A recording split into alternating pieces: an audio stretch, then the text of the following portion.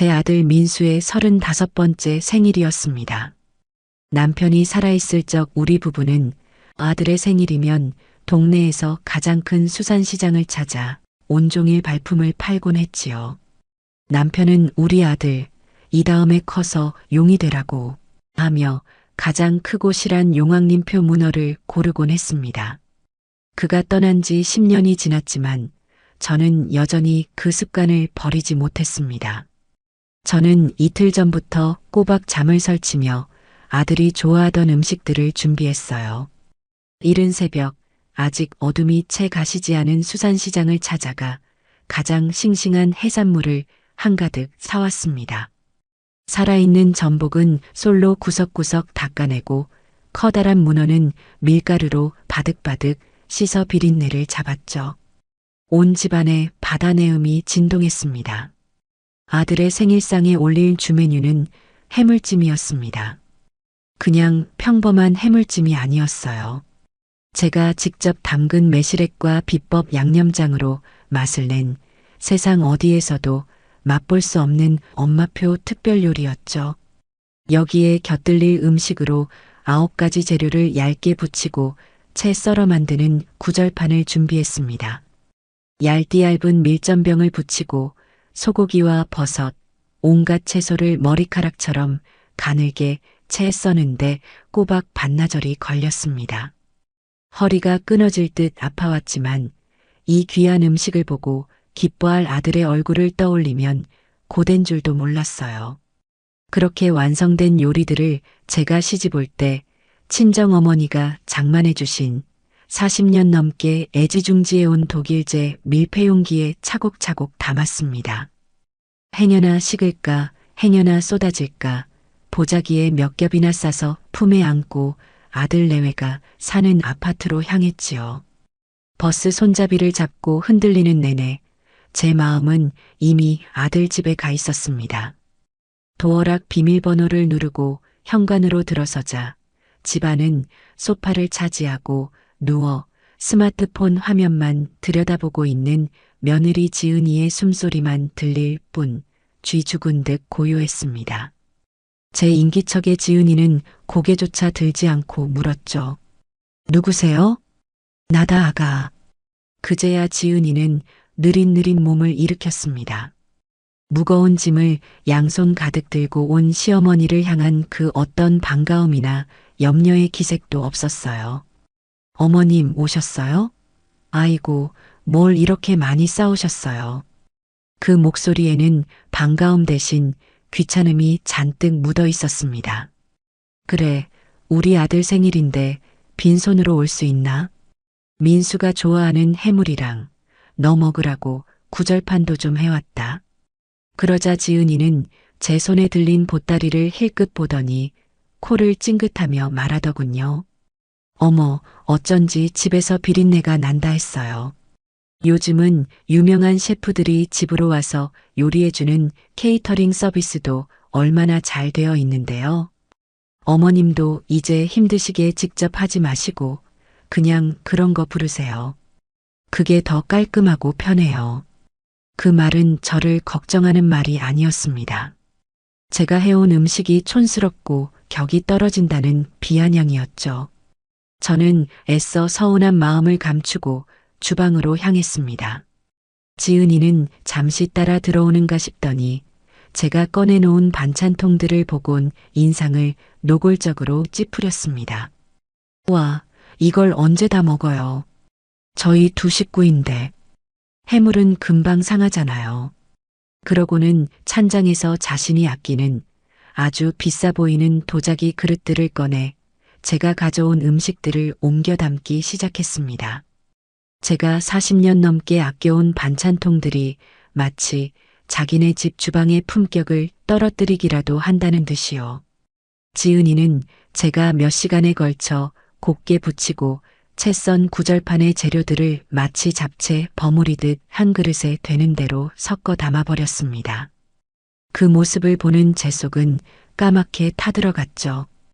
음식이 다 옮겨지자 지은이는 제 반찬통들을 설거지거리가 산더미처럼 쌓인 싱크대에 아무렇게나 던져 넣었습니다. 쨍그랑하는 날카로운 소리와 함께 그중 하나의 뚜껑이 기름때 묻은 프라이팬과 부딪혀 금이 가고 말았어요. 저는 그 모습을 그저 멍하니 바라볼 수밖에 없었습니다. 가슴 한구석이 서늘하게 식어내리는 기분이었어요. 그렇게 몇 달이 흘렀습니다.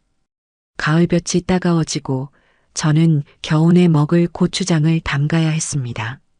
제가 직접 띄운 메주로 고추장을 담그려면 아주 크고 깊은 통들이 여러 개 필요했죠. 문득 아들네에 가져다 놓은 제 반찬통들이 생각났습니다. 그만한 크기와 품질의 통들을 다시 사려면 꽤 큰 돈이 들었으니까요. 저는 지은이에게 전화를 걸었습니다. 아가, 잘 지내니? 네, 어머님. 무슨 일이세요? 저 지금 운전 중이라 바쁜데. 수화기 너머로 들려오는 목소리는 여전히 건조하고 사무적이었습니다. 저는 용건을 말했죠. 다름이 아니라 지난번 민수 생일 때 가져갔던 반찬통들 말이다. 내가 고추장 담글 때 꼭 써야 하는데 혹시 민수 편에 좀 보내줄 수 있겠니? 그러자 지은이는 노골적으로 깊은 한숨을 내쉬었습니다. 어머님, 제가 그걸 어떻게 다 챙겨요. 그 통들이 어디 있는지도 모르겠고요. 아마 집안 정리하면서 버렸을 수도 있어요. 버리다니? 그걸 왜 버려? 내가 얼마나 아끼는 건데. 한번 찾아봐 주렴. 분명히 있을 게다. 아휴, 정말. 그럼 제가 나중에 시간 날 때 한번 찾아는 볼게요. 근데 언제가 될지는 몰라요. 저도 제 생활이 있으니까요. 아가, 내가 다음 주에는 꼭 써야 해서 그런다. 제발. 그렇게 급하시면 어머님이 직접 와서 가져가시면 되잖아요. 저희 집 비밀번호 아시니까 저 없을 때 오셔서 찾아보세요. 저 이제 다 와서 주차해야 하니까 끊을게요. 뚝. 전화는 그렇게 일방적으로 끊겼습니다. 저는 한동안 텅 빈 소리만 울리는 수화기를 귀에서 떼지 못했죠. 그래요. 제가 직접 가면 되는 일이었습니다. 하지만 자식이 바쁘니 늙은 제가 수고를 좀 더하는 것이 당연하다는 그 태도, 제가 받아야 할 최소한의 존중마저 사라져버린 그 말투가 제 심장을 몇 번이고 핥히고 지나갔습니다. 다음 날 저는 버스를 타고 아들네 아파트로 향했습니다. 집 안 어디엔가 있겠지, 깨끗이 닦아서 보관해뒀겠지 하는 마지막 기대를 품고요. 하지만 집 안 어디에도 제 반찬통들은 보이지 않았습니다. 혹시나 하는 마음에 아파트 단지 재활용 쓰레기장으로 발걸음을 옮기는 순간 제 눈에 익숙한 색깔의 통들이 들어왔습니다. 플라스틱 버리는 곳 한 구석에 다른 쓰레기들과 뒤엉켜 처박혀 있는 제 반찬통들이었습니다. 뚜껑이 열린 채 나뒹구는 통 안에는 음식물 찌꺼기가 그대로 말라붙어 있었고 어디선가 스며든 비를 맞아 곰팡이까지 피어 시큼한 냄새가 진동했습니다. 뚜껑 하나는 지난번 부딪혔던 그 자리 그대로 금이 쩍 가 있었죠. 저는 그 자리에 못 박힌 듯 서서 제 분신과도 같았던 반찬통들의 처참한 마지막을 바라보았습니다. 이것은 단순한 실수가 아니었어요. 제 40년 세월과 자식을 위했던 제 모든 정성에 대한 완벽한 무시이자 모멸이었습니다. 그 순간 제 안에서 무언가 단단히 결심이 섰습니다. 그래, 여기까지구나. 이제는 더 이상 이런 취급을 받으며 살지 않겠다. 얼마 지나지 않아 아들 내외에게서 전화가 걸려왔습니다. 지은이의 목소리는 평소와 다르게 꿀이라도 바른 듯 한껏 상냥하고 살가웠죠. 어머님, 저 지은이에요. 주말에 뭐 하세요? 저희가 이번에 결혼기념일이라 강원도에 있는 최고급 리조트를 예약했거든요. 그런데 저희 프린스가 눈에 밟혀서요. 애견 호텔은 스트레스 받을 것 같고 어머님만큼 꼼꼼하고 깔끔한 분이 없는데 주말 동안만 저희 집에서 프린스 좀 돌봐주시면 안 될까요? 네, 어머님. 프린스는 아들 내외가 큰돈을 주고 사온 아주 비싼 품종의 개였습니다. 자식보다 더 귀하게 키우는 그 개를 제게 맡긴다는 것이 의아했지만 어쩌면 지난번 반찬 통일에 대해 미안한 마음을 이렇게라도 표현하는 건가 싶어 저는 그 부탁을 수락했습니다. 아들 집에 도착하니 지은이는 두꺼운 바인더 하나를 제게 건넸습니다. 그 안에는 프린스의 관리법이 A4 용지로 빽빽하게 정리되어 있었죠. 사료 주는 시간과 양, 물은 반드시 프랑스에서 수입한 특정 브랜드의 생수만 줄 것, 산책 시간과 코스, 심지어는 배변 패드를 가는 시간과 좋아하는 장난감 종류까지 무슨 연구 논문처럼 상세하게 적혀 있었어요. 유난스럽다는 생각이 들었지만 맡은 바는 제대로 해야 했기에 저는 그 바인더를 몇 번이고 정독했습니다. 아들 내외가 콧노래를 부르며 여행을 떠나고 저는 설명서에 적힌 대로 프린스를 돌보기 시작했습니다. 하지만 녀석은 제가 주는 비싼 유기농 사료는 냄새만 맡을 뿐 입에도 대지 않았습니다. 구석에 웅크린 채 낑낑거리며 시름시름 앓기만 했죠. 처음에는 낯을 가리나 싶었는데 하루가 지나도록 물 외에는 아무것도 먹지 않자 덜컥 겁이 났습니다. 이러다 정말 큰일이라도 나겠다 싶었죠. 저는 잠시 고민하다 냉장고에 있던 황태와 닭가슴살을 꺼내 푹 삶았습니다. 그리고는 살을 잘게 찢어 쌀과 함께 끓여 영양죽을 만들어 주었죠. 고소한 냄새가 퍼지자 웅크리고만 있던 프린스가 코를 킁킁거리며 다가왔습니다. 그리고는 제가 내민 죽 그릇에 코를 박고 허겁지겁 먹어치우기 시작했어요. 그 모습을 보니 마음이 놓였습니다. 문득 녀석의 물그릇을 보니 안쪽에 미끈한 물때가 껴있는 것이 보였어요. 아이고, 이런. 저는 즉시 물그릇을 세제로 깨끗하게 닦아 햇볕에 말린 뒤 정수기에서 받은 깨끗한 물로 갈아주었습니다. 그런데 예정보다 하루 일찍 아들 내외가 집으로 돌아왔습니다. 현관문을 열고 들어오던 지은이는 프린스가 닭죽을 먹고 있는 모습을 보자마자 기겁하며 소리를 질렀습니다. 어머님, 지금 이게 뭐예요? 지금 프린스한테 뭘 먹이신 거예요? 아니, 아가. 얘가 사료를 통 먹지를 않아서 혹시 탈 날까봐 내가 영양죽을 좀. 사람 먹는 음식을 주면 어떡해요? 저희가 프린스 알레르기 검사하는 데만 몇십만 원을 썼는데 이러다 쇼크라도 오면 책임지실 거예요? 이 애가 얼마나 비싼 애인 줄 아시냐고요. 제 해명은 들리지도 않는 모양이었습니다. 바로 그때 함께 들어온 아들 민수가 나섰습니다. 저는 아들이라도 제 사정을 이해해 주리라 믿었어요. 하지만 민수는 제게 상황을 묻기는커녕 부엌에 놓인 텅 빈 생수통을 보더니 버럭 소리를 질렀습니다. 어머니, 프린스 전용 생수 다 어디 갔어요? 설마 수돗물 먹이신 건 아니죠? 설명서에 분명히 적혀 있었잖아요. 저희가 일부러 박스째 사다 놓고 갔는데 어떻게 이렇게 부주의하세요? 아니다. 물그릇이 더러워서 내가 깨끗이 씻어서 정수기 물을 준 것이다. 그게 더 깨끗하지 않니? 됐어요. 더 듣고 싶지 않아요. 어머니는 그냥 저희가 하라는 대로만 하시면 되는데 왜 자꾸 어머니 생각대로 일을 만드세요? 정말 답답하시네요. 아들은 그렇게 저를 다그치더니 제 팔을 잡아 끌며 현관으로 향했습니다. 어머니는 이제 그만 가보세요. 저희가 알아서 할 테니까요. 저는 무언가 말을 하려 했지만 아들은 제 등을 문 밖으로 떠밀었습니다. 제 자식의 손에 의해 저는 그렇게 짐짝처럼 내쫓긴 겁니다. 쾅 하는 소리와 함께 문이 닫혔습니다. 저는 아파트 복도에 선 채 한동안 움직일 수가 없었습니다. 손은 부들부들 떨렸고 심장은 차갑게 얼어붙는 것 같았죠. 개밥 하나 제대로 주지 못했다는 이유로 짐짝처럼 내쫓긴 제 신세가 처량하고 기가 막혔습니다.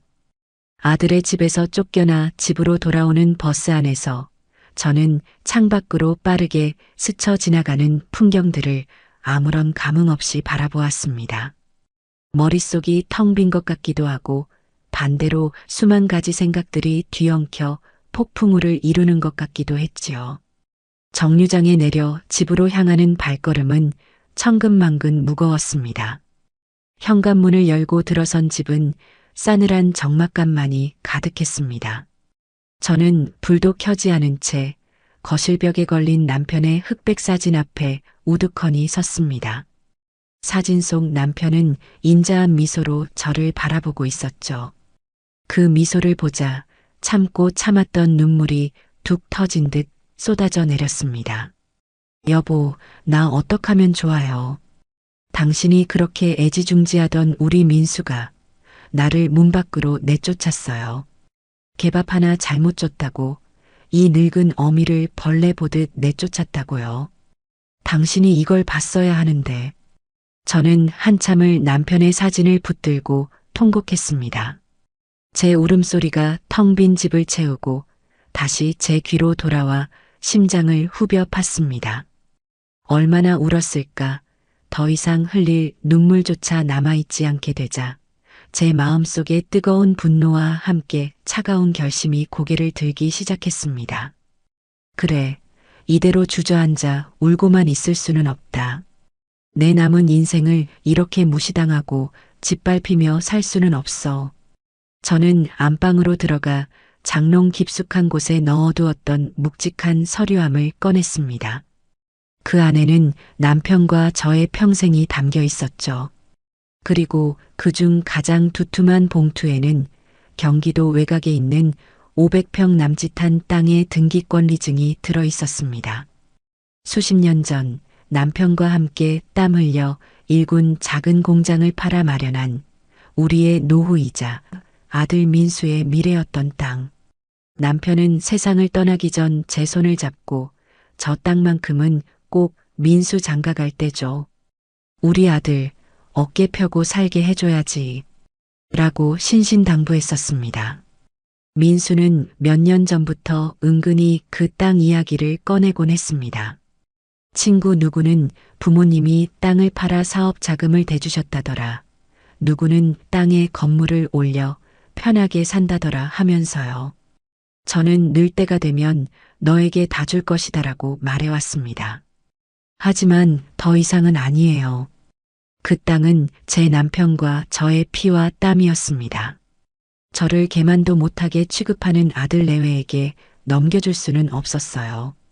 다음 날 아침 저는 밤새 한숨도 자지 못해 퀭한 눈으로 집을 나섰습니다. 제 첫 목적지는 동네에서 오랫동안 부동산을 해온 김 사장의 사무실이었습니다. 저를 보더니 반갑게 맞이하던 김 사장은 제 얼굴에 서린 그늘을 보고는 이내 표정이 굳어졌죠. 아니, 형수님, 어디 안 좋은 일이라도 있으십니까? 안색이 왜 이리 안 좋으세요? 김 사장, 안께. 자네한테 급히 부탁할 일이 있어서 왔어. 저는 자리에 앉자마자 본론을 꺼냈습니다. 내가 가진 그 땅 말이야. 팔아야겠어.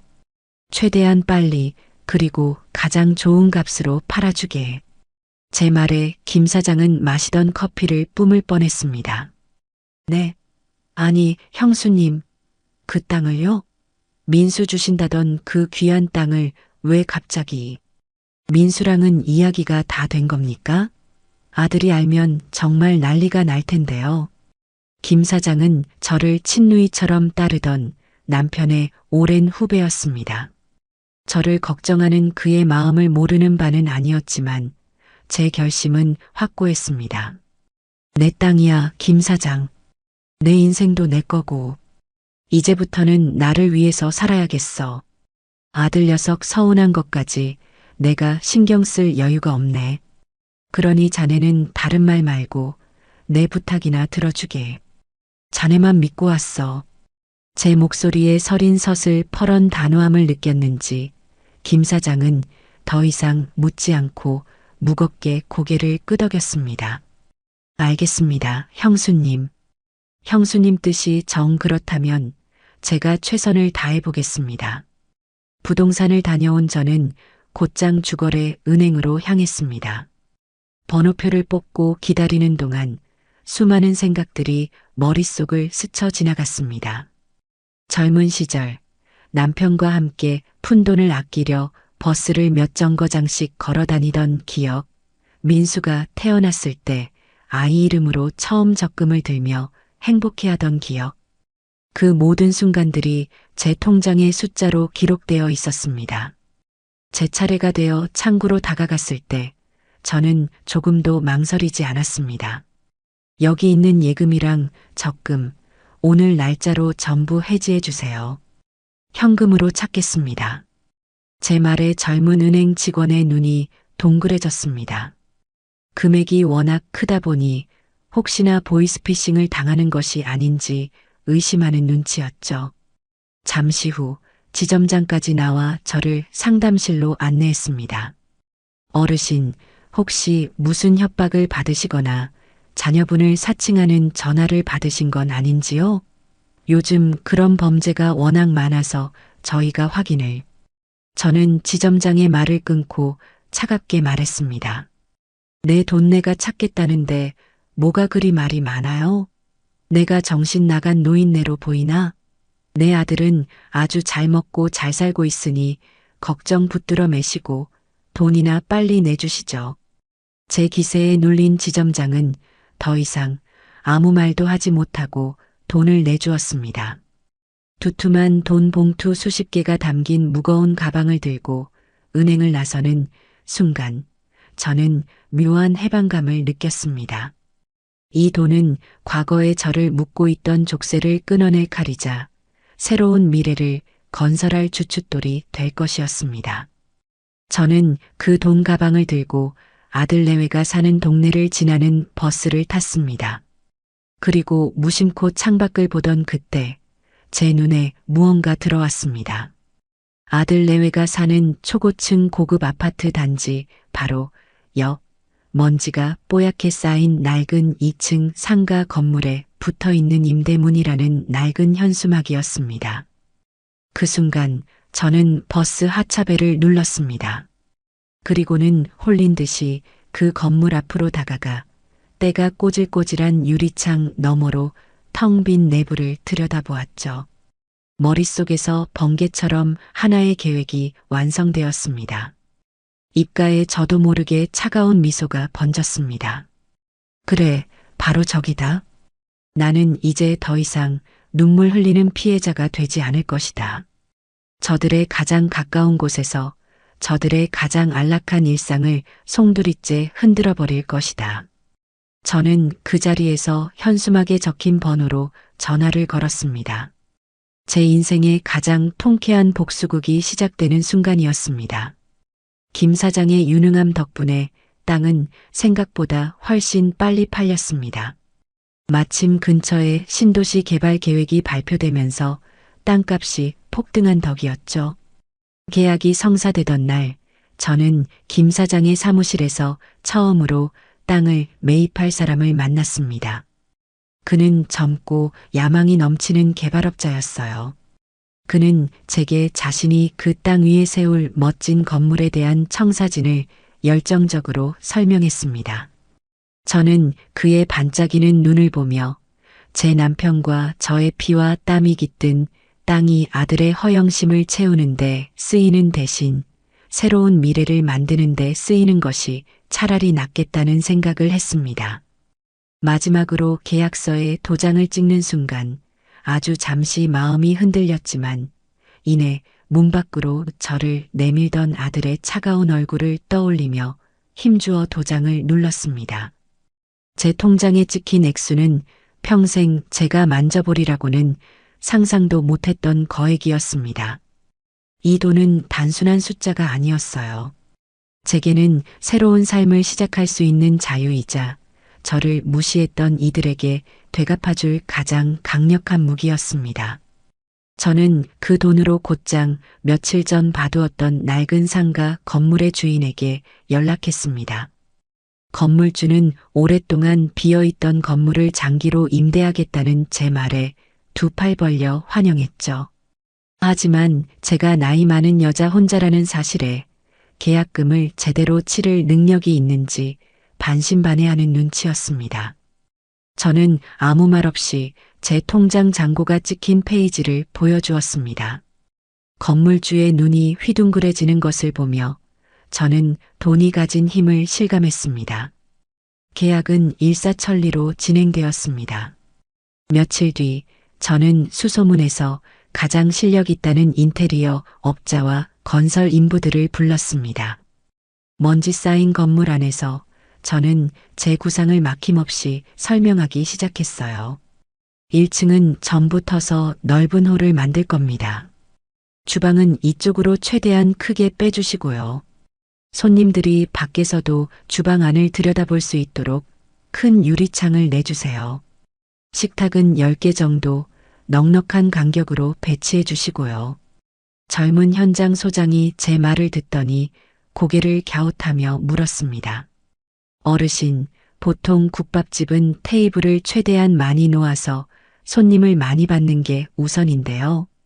이렇게 하면 공간이 아깝습니다. 저는 단호하게 말했습니다.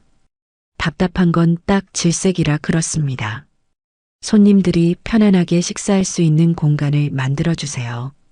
그리고 가장 중요한 것. 주방에서 나오는 모든 연기와 냄새를 모으는 주 환풍구는 저기 보이는 저 아파트 15층 창문을 정면으로 향하도록 설치해야 합니다.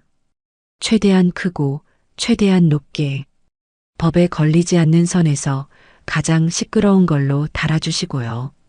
제 손가락이 가리킨 곳은 바로 아들 민수와 며느리 지은이가 사는 집이었습니다.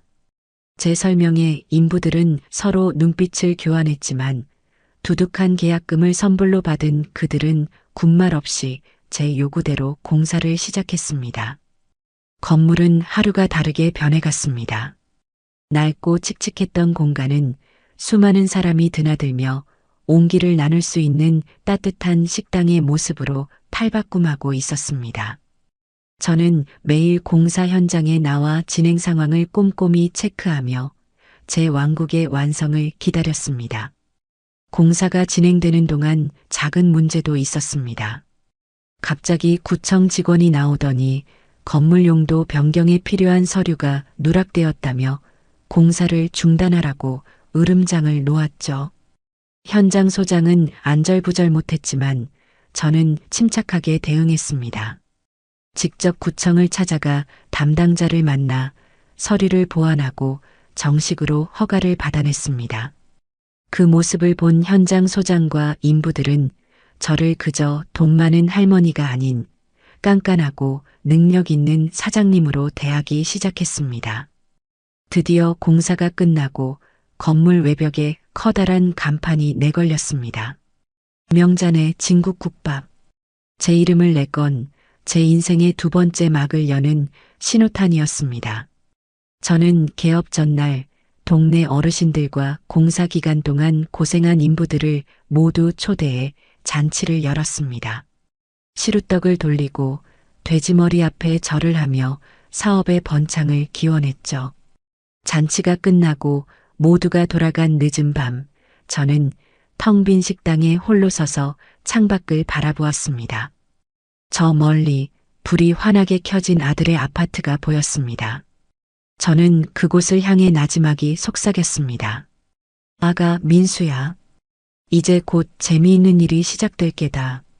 너희가 그토록 지키고 싶어 했던 그 고상한 일상이 이 어미가 끓여내는 뜨끈한 국밥 한 그릇에 어떻게 무너져 내리는지 똑똑히 지켜보거라. 제 가슴은 뜨거운 복수심과 새로운 시작에 대한 기대로 세차게 뛰고 있었습니다. 명잔의 진국국밥의 문을 여는 첫날, 저는 새벽 3시에 일어나 차가운 어둠을 뚫고 가게로 향했습니다. 도시 전체가 깊은 잠에 빠져 있는 시간, 거리에는 간간히 지나가는 택시의 불빛과 제 발소리 외에는 아무것도 없었죠. 하지만 제 마음은 뜨거운 불쏘시개라도 품은 듯 활활 타오르고 있었습니다. 가게에 도착하자마자 저는 거대한 가마솥 2개에 불을 붙였습니다. 쩍쩍 가스불이 켜지는 소리가 마치 제 인생의 이막을 알리는 신호탄처럼 들렸습니다. 하나의 솥에는 어제 저녁부터 핏물을 빼놓은 사골과 잡뼈를 산더미처럼 쏟아부었고, 다른 하나의 솥에는 돼지머리와 각종 내장을 넣어 삶기 시작했습니다. 곧이어 뭉근한 불 위에서 뼈와 고기가 익어가는 소리와 함께 온 동네를 깨울 구수하고 진한 냄새가 거대한 환풍기를 통해 피어오르기 시작했습니다. 저는 일부러 환풍기 앞에 서서 맹렬하게 돌아가는 날개를 바라보며 저 멀리 보이는 아들 내외의 아파트를 향해 나지막이 속삭였습니다. 잘 자고 있니, 아가? 민수야. 이제 곧 이 어미가 끓여내는 진한 인생의 냄새가 너희의 안락한 잠을 깨우게 될 게다. 새벽 5시가 되자 약속이라도 한 듯 첫 손님들이 들어왔습니다. 밤새 도시의 혈관을 달리다 지친 몸을 이끌고 온 택시 기사분들과 이른 새벽 고된 노동의 현장으로 나서는 건설 인부들이었죠. 그중 한 기사분은 유독 지친 기색으로 자리에 앉아 국밥을 주문했습니다. 사장님, 여기 국밥 특으로 하나요. 밤새 진상 손님한테 시달렸더니 속이 다 허하네요.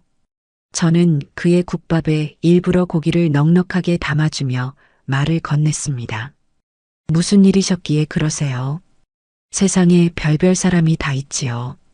말도 마세요. 술에 취해가지고는 길도 제대로 말 못하면서 행패는 어찌나 부리는지. 먹고 살자니 하는 짓이지만 어떨 땐 다 때려치우고 싶다니까요. 저는 뜨끈한 국물이 담긴 뚝배기를 그의 앞에 내려놓으며 제 경험을 이야기했습니다. 그래도 기사님은 댁에 가면 반겨줄 가족이라도 있지 않으세요? 저는 평생을 자식 하나만 보고 살았는데 이제는 그 자식이 저를 없는 사람 취급하네요. 그래서 저도 다 때려치우는 심정으로 이 가게 차린 겁니다. 내 인생, 이제부터라도 내 마음대로 한번 살아보려고요. 그러니 기사님도 이 국밥 한 그릇 드시고 기운 내세요. 다들 그렇게 사는 거지요, 뭐. 제 말에 기사분은 잠시 저를 쳐다보더니 말없이 국밥을 한 숟가락 크게 떠서 입에 넣었습니다. 그리고는 크어하는 소리와 함께 감탄을 쏟아냈죠. 이야, 사장님, 국물이 끝내주네. 어젯밤 시달렸던 게 쑥 내려갑니다. 사장님 말씀 듣고 이 국밥 먹으니 정말로 힘이 나네요. 이런 집이 우리 동네에 생기다니 이제 매일 출근 도장 찍어야겠습니다. 그렇게 첫 손님을 시작으로 제 가게는 날이 밝아오면서 점점 더 많은 사람들로 북적이기 시작했습니다. 점심시간이 되자 20평 남짓한 가게는 그야말로 인산인해를 이루었습니다. 가게 앞은 물론이고 골목까지 주차된 차들로 가득했고 가게 안은 빈자리를 찾을 수 없어 밖에서 줄을 서서 기다리는 손님들까지 생겨났죠. 저는 눈코 뜰 새 없이 바빴지만 조금도 힘들지 않았습니다. 오히려 이 소란스러움과 활기가 저를 짓누르던 지난 세월의 아픔을 깨끗하게 씻어주는 것만 같았어요. 그렇게 며칠이 지났을까 드디어 며느리 지은이에게서 전화가 걸려왔습니다. 발신자 번호를 확인하는 순간 저는 기다렸다는 듯 입가에 미소를 띠며 전화를 받았죠. 어머님, 저 지은이에요. 잘 지내시죠? 목소리는 평소와 다르게 아주 상냥했습니다. 하지만 그 안에 교묘하게 숨겨진 가시를 제가 모를 리 없었죠. 어머님, 다름이 아니라 저희 아파트 앞에 무슨 화학 공장이라도 생긴 줄 알았어요. 새벽부터 역한 냄새랑 기계 돌아가는 소음이 장난이 아니던데 혹시 무슨 일인지 아세요? 주민들이 다들 머리가 아파서 창문도 못 열겠다고 난리예요. 아파트 가치가 떨어지겠다고 걱정하는 분들도 많고요. 역한 냄새, 화학 공장이라니요. 기가 막혔지만 저는 태연하게 그리고 아주 천진난만한 목소리로 대답했습니다. 어머, 그랬니? 그거 내 가게에서 나는 냄새일 게다. 내가 국밥집을 하나 열었거든. 손님들은 다들 국물 냄새가 구수하다고 일부러 찾아오시던데 너희 집까지 냄새가 가면 더 좋지, 뭐. 소음은 아마 환풍기 돌아가는 소리일 게다. 뼈를 푹 고려면 어쩔 수 없이 계속 돌려야 하거든. 제 말에 수화기 너머의 지은이는 잠시 말을 잃었습니다. 제가 생각했던 것보다 훨씬 더 큰 충격을 받은 모양이었죠. 잠시 후 애써 평정을 되찾은 목소리가 들려왔어요. 네, 가게요? 국밥집이요? 어머님이요? 아니, 저랑 민수 씨한테는 상의도 없이 어떻게 그런 일을. 너희한테 일일이 허락받고 해야 하는 일이니? 내 인생 내가 알아서 사는 거지. 너희도 그렇게 살지 않니? 그리고 너희 집값 걱정은 붙들어 매려무나. 이 동네에 이렇게 사람 많이 모이는 가게가 들어서면 오히려 상권이 살아서 집값이 더 오를 수도 있는 거란다. 제 논리적인 대꾸에 지은이는 더 이상 할 말을 찾지 못했는지 어쨌든 주민들 불만이 많으니까 소음이랑 냄새 좀 어떻게 해주셨으면 좋겠어요. 특히 저희 집 쪽으로 오는 환풍기는 방향이라도 좀 돌려주시고요. 라는 말을 남기고는 서둘러 전화를 끊었습니다. 저는 통화가 끝난 전화기를 보며 나지막이 웃었습니다. 그래, 이제 시작일 뿐이다, 아가. 너의 짜증과 불만은 앞으로 내가 살아가는 가장 큰 즐거움이 될 테니. 그리고 그 주 주말, 점심시간이 한창일 때였습니다. 가게 문을 열고 누가 봐도 이곳과는 어울리지 않는 머리부터 발끝까지 명품으로 치장한 남자가 들어섰습니다. 제 아들 민수였죠. 아들은 땀을 뻘뻘 흘리며 가게 안을 가득 메운 손님들과 앞치마를 두른 채 분주하게 움직이는 제 모습을 번갈아 보며 충격에 휩싸인 표정을 지었습니다. 어머니, 지금 이게 다 무슨 짓이에요? 민수는 손님들이 빽빽하게 들어찬 홀을 가로질러와 제 팔을 잡아 끌며 소리쳤습니다. 저는 그 손을 차갑게 뿌리쳤습니다. 무슨 짓이라니? 안 보이니? 내 가게에서 내 손님들 밥 해주고 있다. 너는 여기까지 어쩐 일이냐? 넥타이까지 맨 걸 보니 어디 좋은 데라도 다녀오는 모양이구나. 어머니, 제정신이세요? 이런 시끄럽고 냄새나는 걸 우리 집 바로 앞에서 하시면 어떡해요? 지은이가 지금 얼마나 스트레스 받고 있는지 아세요? 당장 그만두세요. 이 가게 당장 처분하시라고요. 저는 아들의 유치한 분노를 가만히 바라보다 갓살만한 수육한 접시를 아들의 앞에 툭 내려놓았습니다. 뭐가? 내 가게에서 내 밥 팔겠다는데 뭐가 문제야? 너는 내 아내 스트레스 받는 건 그렇게 신경 쓰이면서 이 어미가 니들 집에서 개만도 못한 취급받고 쫓겨났을 때는 뭘 했지? 너도 배고프면 한 그릇 하고 가렴. 오늘은 내 아들이 왔으니 특별히 고기 많이 넣어주마. 손님들 기다리니 할 말 있으면 저기 가서 줄 서서 기다리거라. 제 말에 아들의 얼굴은 분노로 새빨갛게 달아올랐습니다. 주변의 모든 손님들이 저희를 쳐다보고 있었으니 그 창피함은 이루 말할 수 없었을 겁니다. 아들은 결국 아무 말도 하지 못하고 씩씩거리며 가게를 뛰쳐나갔습니다. 저는 그 뒷모습을 보며 제가 썰고 있던 고기를 마저 썰었습니다. 칼질 한 번에 지난날의 서름이 싹둑 잘려나가는 기분이었습니다. 아들이 다녀간 후 며느리 지은이의 본격적인 방해가 시작되었습니다.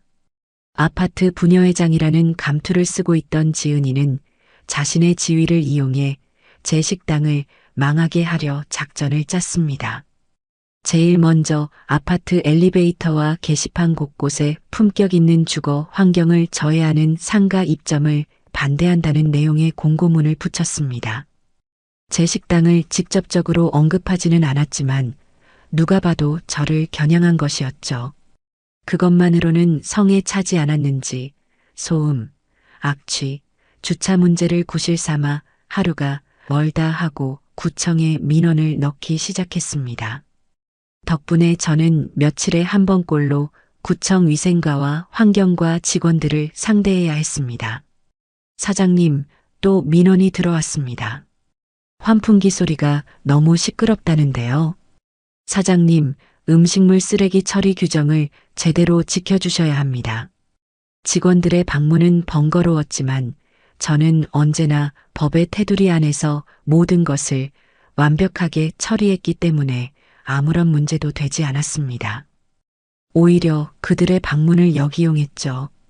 저는 찾아온 직원들에게 늘 시원한 음료와 뜨끈한 국밥을 대접하며 제가 얼마나 깨끗하고 정직하게 장사하고 있는지 직접 보여주었습니다. 아이고, 공무원 양반들. 맨날 이런 민원 때문에 고생이 많으시네요. 저도 이 동네 시끄럽게 해서 죄송한 마음뿐입니다. 그래도 법은 지켜야지요. 소음 측정기 가져오셨으면 한번 재보시고 저희 주방 위생 상태도 꼼꼼히 한번 보셔요. 뭐 하나라도 걸리는 게 있으면 제가 달게 벌 받겠습니다. 제 당당한 태도에 직원들은 오히려 미안해하며 돌아가곤 했습니다. 저는 지은이처럼 교활하게 움직이지 않았습니다. 그 대신 정면으로 부딪히는 길을 택했죠. 저는 동네의 민심을 얻기로 했습니다. 먼저 식당 앞에 65세 이상 어르신들께는 늘 30% 할인해드립니다라는 현수막을 내걸었습니다. 그리고 매일 저녁 장사를 마감할 때면 그날 남은 음식들을 깨끗하게 포장해 동네 독거노인분들께 직접 배달해 드렸습니다. 처음에는 의심의 눈초리로 저를 보던 분들도 진심이 담긴 제 행동에 차츰 마음을 열기 시작했어요. 제 식당은 어느새 동네 사랑방이 되었습니다. 아이고, 명자 사장. 오늘도 국밥 잘 먹었어. 이 동네에 사장 같은 사람이 들어와서 얼마나 좋은지 몰라. 우리 아들 녀석보다 사장님이 더 낫네, 그려. 상황이 이렇게 되자 처음에는 지은이의 말에 동조의 식당을 향해 인상을 찌푸리던 아파트 주민들 사이에서도 다른 목소리가 나오기 시작했습니다. 제가 단골로 이용하는 동네 미용실 원장님이 전해준 이야기였죠. 사장님, 어제 아파트 반상회에서 난리가 났었다니까요. 부녀회장이 또 국밥집 이야기 꺼내면서 서명을 받아야 한다고 난리를 치는데 5층 사는 새댁이 딱 일어나서 그랬대요. 부녀회장님은 너무 예민하신 거 아니에요? 국밥집 냄새가 좀 나긴 해도 못 참을 정도는 아닌데요. 오히려 밥 때 되면 구수하고 좋던데. 그리고 그 식당 사장님 아주 좋은 분이시던데요. 저희 애가 저번에 가게 앞에서 넘어졌는데 공짜로 밥도 주시고 약까지 발라주셨어요. 하고요. 그랬더니 여기저기서 맞다고 동조하는 바람에 부녀회장 얼굴이 울그락불그락해져서 회의도 제대로 못하고 끝났대요.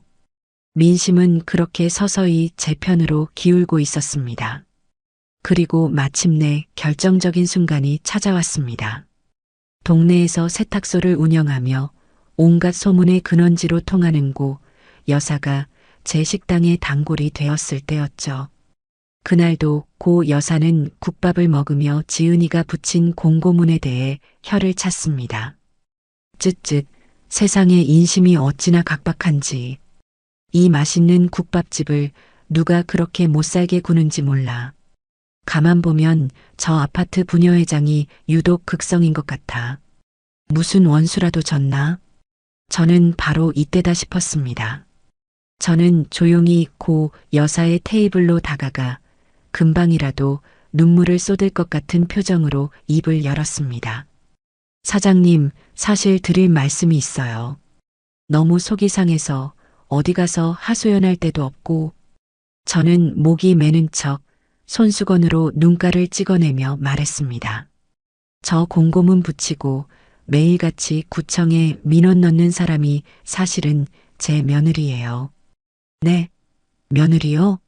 저 아파트 15층에 사는 그 부녀회장? 고 여사의 눈이 휘둥그레졌습니다.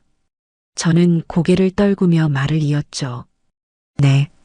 남편 일찍 여의고 평생 아들 하나만 보고 살았는데 그 아들 장가 보내놨더니 이제는 늙은 어미가 집만 된다고 구박하네요.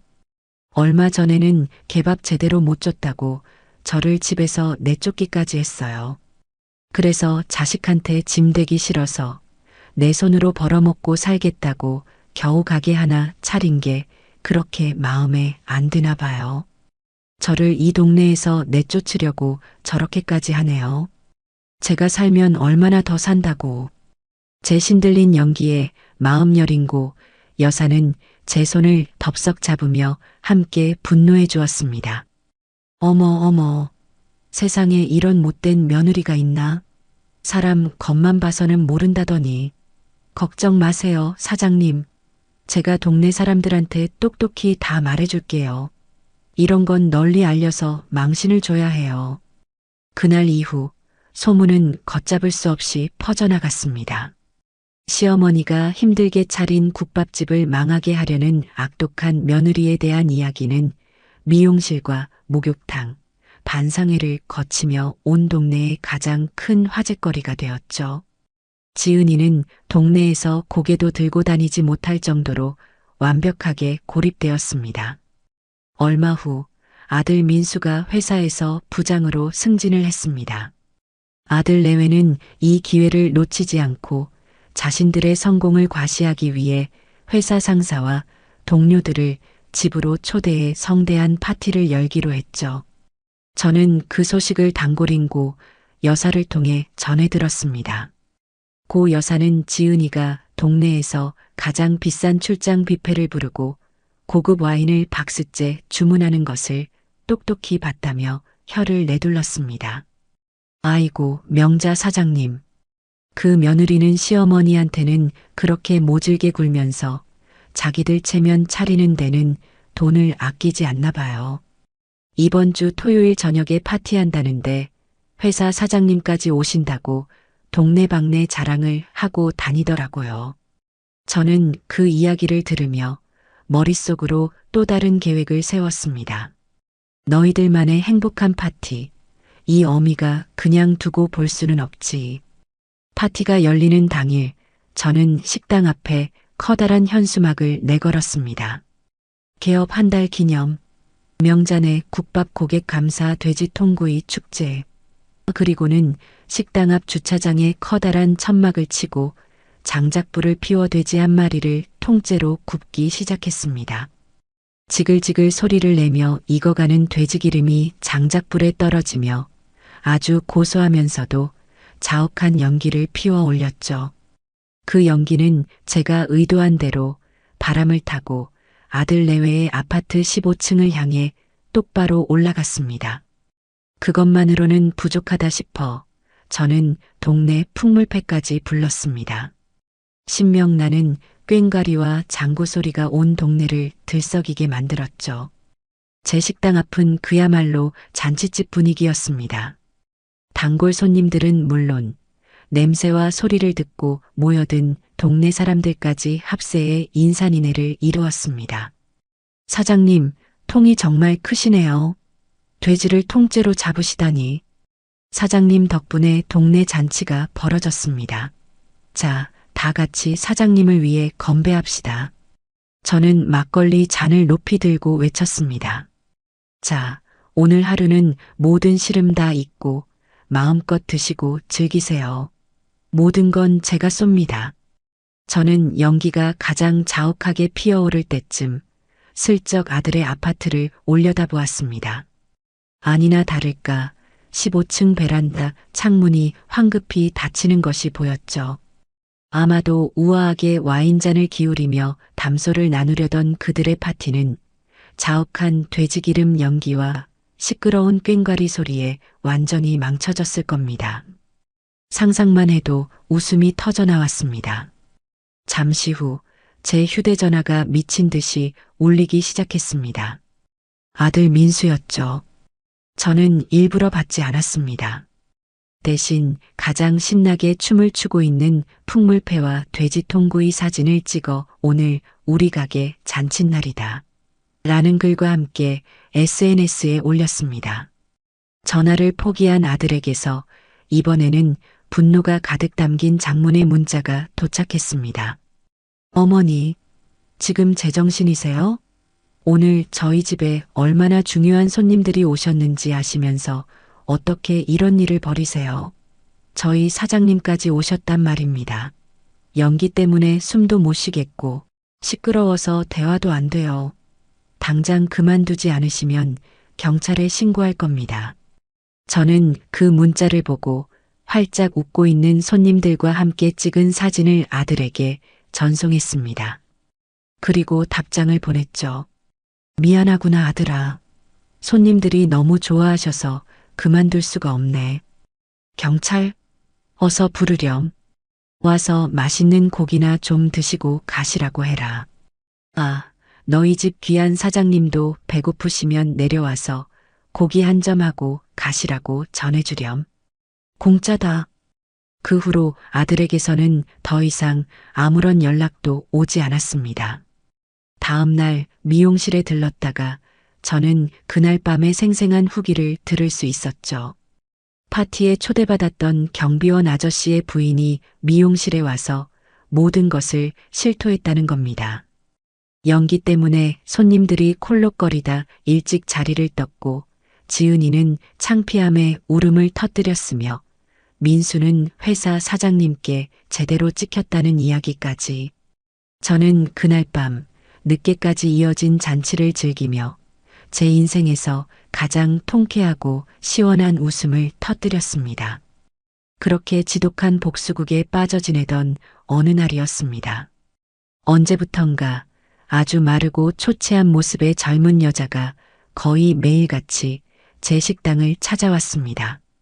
그녀는 늘 가장 구석진 자리에 앉아 메뉴판에서 제일 싼 돼지국밥 한 그릇만 시켜 먹고는 조용히 사라지곤 했죠. 어딘가 낯이 익었지만 통 기억이 나질 않았습니다. 그런데 유독 그 여자의 슬픈 눈빛이 제 마음 한구석에 계속해서 걸렸습니다. 그녀는 음식을 먹는 내내 무언가 깊은 생각에 잠겨 있는 듯 숟가락을 들었다 놨다 하기를 반복했고 그러다가도 문득 창밖을 보며 금방이라도 울음을 터뜨릴 것 같은 표정을 짓곤 했습니다. 비가 추적추적 내리던 어느 늦은 오후 가게 안이 한산한 틈을 타 저는 그 여자에게 다가갔습니다. 제가 만든 따끈한 계란찜 하나를 쟁반에 받쳐 들고서요. 손님 국밥만 드시면 목이 맬 것 같아서요. 이건 제가 드리는 겁니다. 여자는 제 갑작스러운 행동에 깜짝 놀라 고개를 들었습니다. 가까이서 본 그녀의 얼굴은 제 생각보다 훨씬 더 어리고 또 훨씬 더 깊은 슬픔에 잠겨 있었습니다. 아, 아니에요. 괜찮습니다. 저 그냥 괜찮긴 뭐가 괜찮아요. 매일같이 와서 국밥 한 그릇만 비우고 가는 얼굴이 꼭 예전 내 모습 같아서 그래요. 사양 말고 들어요. 따뜻할 때 먹어야 맛있어요. 제 말에 여자의 눈동자가 파르르 떨리더니 이내 굵은 눈물방울이 뚝뚝 떨어지기 시작했습니다. 저는 아무 말 없이 그녀의 맞은편에 앉아 눈물이 그칠 때까지 기다려 주었습니다. 한참을 흐느끼던 여자가 마침내 아주 작은 목소리로 자신을 소개했습니다. 제 이름은 박소희예요. 혹시 기억 못하시겠지만 아주 예전에 한번 민수 씨 집에 인사드리러 갔었는데. 박소희. 그 이름을 듣는 순간 제 머릿속에서 희미했던 기억의 조각들이 맞춰지기 시작했습니다. 아들 민수가 대학 시절 결혼까지 생각한다며 제게 처음으로 데려왔던 아주 착하고 예뻤던 여자친구. 하지만 부잣집 딸인 지은이를 만나고 난 뒤 민수는 소희 씨에게 일방적으로 이별을 통보했었죠. 소희 씨? 맞구나. 세상에 여기서 이렇게 다시 보게 될 줄이야. 그동안 어떻게 지냈어요? 얼굴이 많이 상했네. 제 말에 소희 씨는 그동안 가슴에 담아두었던 이야기를 아주 힘겹게 그리고 아주 길게 털어놓기 시작했습니다. 민수와 헤어진 직후 자신이 임신했다는 사실을 알게 되었다는 것. 하지만 이미 다른 여자에게 가버린 민수를 붙잡고 싶지 않아 혼자서 아이를 낳아 길렀다는 것. 그리고 그 아이가 제 손자가 지금 아주 많이 아프다는 이야기까지요. 세상이 무너지는 것 같았습니다. 제가 버려온 복수극이 한없이 초라하고 유치하게 느껴졌습니다. 소희 씨는 돈을 바라고 온 것이 아니었습니다. 그녀의 아들, 제 손자 하준이가 백혈병에 걸려 골수 이식이 시급한 상황이었고 지푸라기라도 잡는 심정으로 하준이의 아버지가 사는 동네를 찾아왔다는 것이었습니다. 그러다 우연히 제 식당 간판을 보게 되었고 차마 안으로 들어올 용기는 나지 않아 매일 밖에서만 서성이다가 용기를 내어 국밥 한 그릇만 먹고 가기를 반복했다는 것이었죠. 소희 씨는 떨리는 손으로 가방에서 꼬깃꼬깃한 사진 한 장을 꺼내 제게 보여주었습니다. 사진 속에는 병원 침대에 누워 힘없이 웃고 있는 작은 남자아이가 있었습니다. 제 아들 민수의 어릴 적 모습을 놀랍도록 빼닮은 아이. 제게는 존재조차 몰랐던 제 피를 나눈 첫 손주 하준이었습니다. 그 순간 저는 깨달았습니다. 제 진짜 싸움은 며느리와의 유치한 기싸움이 아니라는 것을, 바로 이 작은 생명을 살리는 일이라는 것을요. 제 통쾌했던 복수극은 그렇게 전혀 예상치 못한 거대하고 슬픈 운명 앞에서 막을 내리고 있었습니다. 저는 소희 씨의 거칠어진 손을 잡고 아무 말 없이 함께 울었습니다. 비 내리는 창밖 풍경이 그날따라 유독 더 흐리고 아프게 보였습니다. 소희 씨가 제 식당을 나간 뒤 저는 한동안 자리에 우두커니 앉아 있었습니다. 밖에는 여전히 비가 내리고 있었고 가게 안은 텅 비어 빗소리만이 제 심장 소리처럼 크게 울렸죠. 제 손에는 아직 소희 씨의 온기가 그리고 그녀가 건네준 작은 사진 한 장이 남아 있었습니다. 사진 속 아이, 제게는 존재조차 몰랐던 손자 하준이는 병원 침대에 누워 희미하게 웃고 있었습니다. 제 아들 민수의 어릴 적 모습을 놀랍도록 빼닮은 얼굴. 그 얼굴을 들여다보고 있자니 가슴속에서 뜨거운 무언가가 울컥 치밀어 올랐습니다. 그것은 분노도 슬픔도 아닌 아주 원초적이고 강렬한 감정이었습니다. 내 피부치, 내 새끼를 지켜야 한다는 본능이었죠. 그동안 제가 벌여온 모든 복수극이 한낱 어린애의 불장난처럼 하찮고 부끄럽게 느껴졌습니다. 며느리의 자존심에 상처를 내고 아들의 파티를 망치는 유치한 복수 따위는 이제 아무런 의미가 없었습니다. 제 앞에는 이제 한 아이의 생명이라는 그 무엇과도 바꿀 수 없는 절박한 현실이 놓여 있었습니다. 다음 날 저는 가게 문에 개인 사정으로 하루 쉽니다라는 팻말을 내걸었습니다. 그리고 소희 씨에게 연락해 하준이가 입원해 있는 병원으로 향했죠. 병원으로 가는 내내 제 마음은 천갈래 만갈래로 찢어지는 듯 했습니다. 이제 곧 마주하게 될 제 손자는 어떤 모습일까? 나를 할머니로 받아들여 줄까? 그리고 그 아이의 아비인 내 아들은 이 모든 사실을 어떻게 받아들일까? 소희 씨는 제 옆에서 하준이에 대한 이야기를 조심스럽게 꺼내놓았습니다.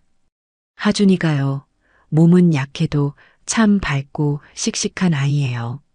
그림 그리는 걸 좋아하고 공룡 이름을 줄줄 외울 정도로 똑똑하고요. 항암 치료가 힘들 텐데도 간호사 선생님들한테는 늘 웃으면서 인사해요. 가끔 밤에 몰래 올 때만 빼면요. 그 이야기를 듣는 제 가슴은 더욱 미어졌습니다. 한 번도 안아보지 못한 손주에 대한 미안함과 이 모든 고통을 혼자 감당하게 만든 아들에 대한 원망이 뒤섞여 숨이 막힐 지경이었죠. 드디어 병실 문 앞에 섰을 때 저는 차마 안으로 들어가지 못하고 잠시 망설였습니다. 소혜 씨가 제 손을 잡아주며 작게 속삭였죠. 괜찮아요, 어머님. 그 말을 듣고서야 저는 겨우 용기를 내어 문을 열었습니다. 창가 쪽 침대에 사진 속에서 봤던 작은 아이가 링거를 꽂은 채 잠들어 있었습니다. 핏기 없는 하얀 얼굴, 항암 치료로 빠져버린 머리카락. 하지만 그럼에도 불구하고 그 작은 얼굴에는 제 아들의 이목구비가 선명하게 새겨져 있었습니다. 저는 조심스럽게 침대 곁으로 다가가 잠든 아이의 앙상한 손을 가만히 쓸어보았습니다.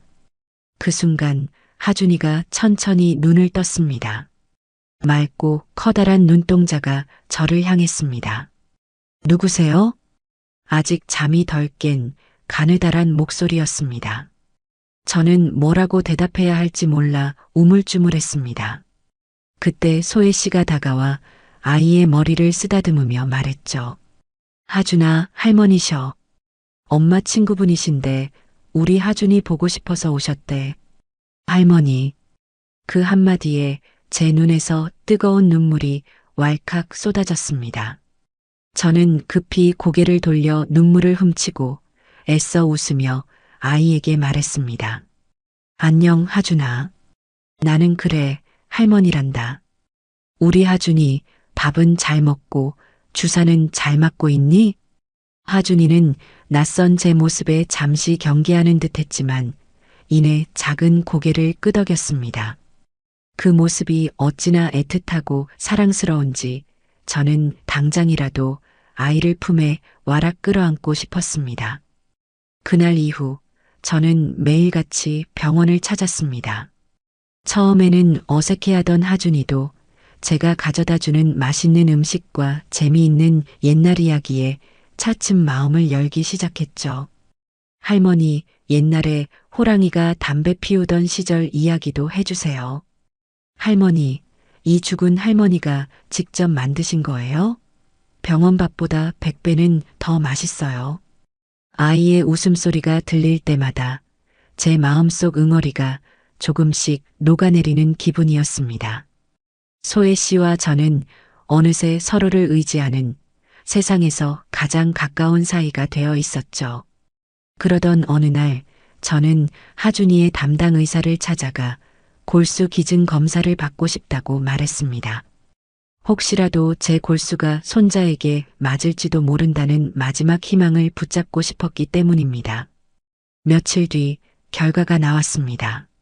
하지만 하늘은 무심하게도 제 간절한 기도를 외면했습니다. 결과는 불일치였죠. 의사는 실망한 제 어깨를 두드리며 말했습니다. 어르신, 너무 상심하지 마십시오. 혈연관계가 아닌 사람과 골수가 일치할 확률은 원래 매우 낮습니다. 가장 확률이 높은 것은 아이의 부모나 형제입니다. 혹시 아이 아버님과는 연락이 안 되시는 겁니까? 의사의 마지막 말이 제 심장에 비수처럼 날아와 박혔습니다. 아이의 아버지, 제 아들 정민수. 이제 피할 수 없는 길이 눈앞에 선명하게 보였습니다. 더 이상 유치한 복수국에 숨어 있을 수는 없었습니다. 제 손으로 직접 아들의 안락하고 위선적인 삶을 부수고 그를 이 고통의 현실 한복판으로 끌어내야만 했습니다. 저는 병실 창밖으로 곤히 잠든 하준이의 얼굴을 들여다보며 굳게 다짐했습니다. 하준아, 걱정 마라. 이 할미가 무슨 수를 써서라도 너를 살려낼 것이다. 설령 그것이 내 아비의 인생을 송두리째 망가뜨리는 일이라 할지라도. 제 눈빛은 그 어느 때보다 차갑고 단단하게 빛나고 있었습니다. 그날 이후 저는 며칠 동안 가게 문을 열지 않았습니다. 가게 문에 붙여둔 개인 사정으로 쉽니다라는 안내문은 단순히 장사를 쉰다는 의미가 아니었죠. 그것은 제 인생의 일막, 즉 복수라는 이름 아래 행해졌던 모든 유치한 싸움의 종결을 의미하는 것이었습니다. 제게는 이제 돈을 버는 것보다 아들 내외의 심기를 건드리는 것보다 훨씬 더 중요하고 절박한 일이 생겼으니까요. 가게에서 함께 일하던 숙자 씨는 무슨 큰일이라도 난 것이냐며 걱정했지만 저는 그저 사람 목숨보다 더 중요한 일은 없지요. 라고만 대답했습니다. 제 마음은 이미 전쟁터로 향하는 장수의 그것처럼 비장하고 단단하게 굳어 있었습니다. 결전의 날 아침, 저는 장롱에서 가장 점잖지만 가장 값비싼 옷을 꺼내 입었습니다. 누군가에게 잘 보이기 위함이 아니었어요. 초라한 늙은이의 하소연이 아닌 한 생명의 존엄함을 대변하는 사람으로서 당당하게 서기 위함이었습니다. 저는 화장도 하지 않고 장신구도 걸치지 않았습니다. 오직 남편이 살아생전 마지막 선물로 사주었던 낡은 손목시계만을 찾습니다. 마치 그가 제 곁에서 용기를 북돋아주는 것만 같았죠. 저는 집을 나서기 전 하준이의 사진을 꺼내 한참을 들여다보았습니다. 그리고는 그 사진을 품속 깊이 넣고 택시를 잡아 아들 민수가 일하는 강남의 고층 빌딩으로 향했습니다. 화려한 유리로 뒤덮인 빌딩 로비에 들어서자 값비싼 정장을 차려입은 젊은이들이 저를 위아래로 훑어보며 지나갔습니다. 아마도 이곳과는 전혀 어울리지 않는 제 행색이 이상해 보였을 테지요.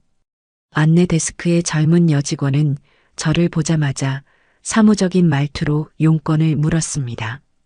어르신, 어디 찾아오셨습니까?